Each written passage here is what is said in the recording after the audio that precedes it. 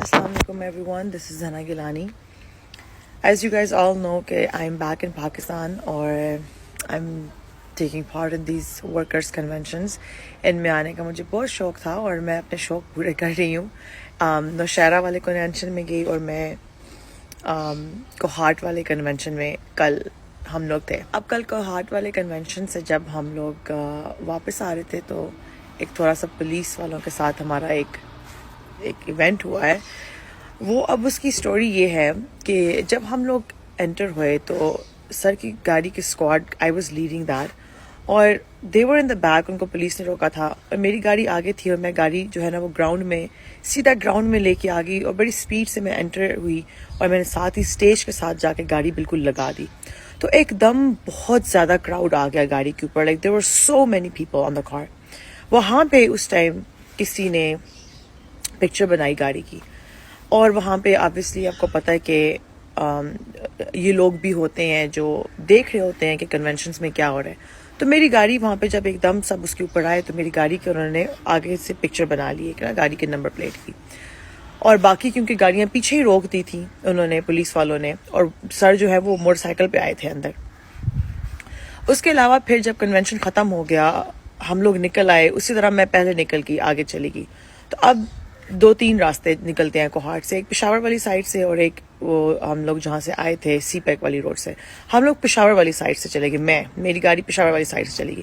وہاں پہ جب ہم لوگ وہ جو ایک نو گو ایریا ہے اس سے پہلے مجھے چیک پوسٹ پہ جب جیسی میری گاڑی آئی تو پولیس والوں نے نمبر دیکھا, انہوں نے روکا اور انہوں نے کوئی لسٹ دیکھی اس میں نمبر میچ کیا. انہوں نے کہا ہاں یہی گاڑی ہے اس کو سائڈ پہ لگاؤ.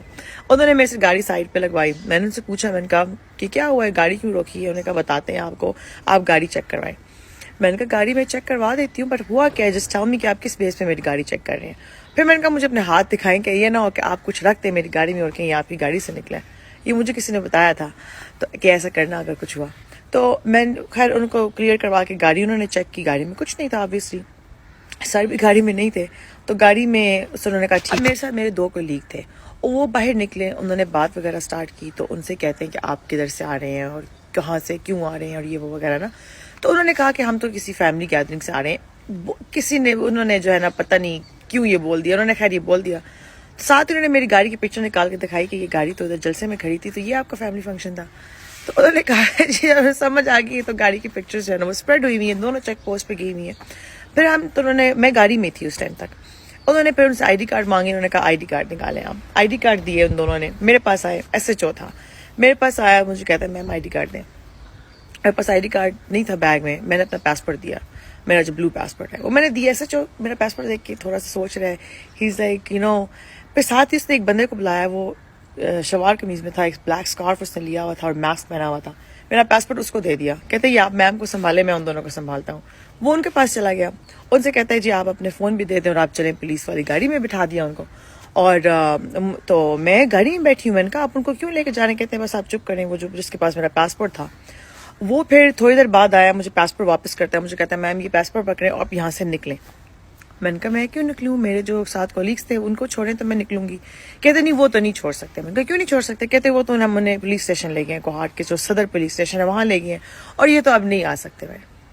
میں نے کہا نہیں میں نے گاڑی, خیر انہوں نے کہا کہ آپ یہاں سے نکلیں نا کیونکہ یہ جگہ بہت ڈینجرس ہے.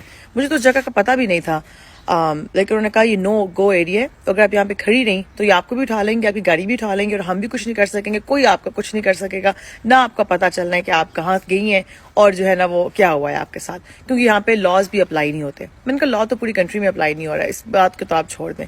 انہوں نے مجھے کافی سمجھایا کہ نہیں یہ بہت ڈینجرس علاقہ ہے, آپ یہاں سے نکلیں. آپ یہاں اکیلی گاڑی میں لڑکی میں نے کیا کیا کہ میں نے روڈ کے بیچ میں گاڑی کھڑی کر دی, ونڈوز نیچے کر کے گاڑی بند کر دی اور میں گاڑی میں بیٹھ گئی. اور میں نے کہا میں یہاں سے نہیں جاؤں گی جب تک آپ ان کو بھی نہیں چھوڑیں گے. تو اب اس ٹائم کیونکہ وہ جگہ بھی ایسی تھی, درآدم کھیل تھا, تو وہاں پہ ہم لوگ, میں گاڑی بیچ میں روڈ کے لگا کے کھڑی ہو گئی. میں نے کہا اب یہ تو مجھے نہیں پکڑ رہے, پھنسو میں پاسپورٹ یا whatever, تو میں اس چیز کا فائدہ اٹھاؤں. میں نے کہا کہ میں یہاں سے نہیں جاؤں گی جب تک آپ ان کو نہیں چھوڑیں گے. اب انہیں پتا تھا کہ اب یہ مسئلہ ہو رہا ہے, گاڑی میں کچھ ایسا ہے بھی نہیں, ہم لوگوں نے ان کو پکڑ بھی لیا, اب کیا کریں نا ان کے ساتھ. اب میم جو ہے وہ ضد کر رہی ہیں, اب کیا کریں. تھوڑی دیر بعد آ کے مجھے کہتے ہیں کہ یہ جگہ جو ہے نا وہ آپ کے لیے تھی. بار بار مجھے یہ سمجھا رہے. میں نے کہا آپ ان کو چھوڑ دیں, میں یہاں سے چلی جاؤں گی, ان کے بغیر تو میں نہیں جا سکتی.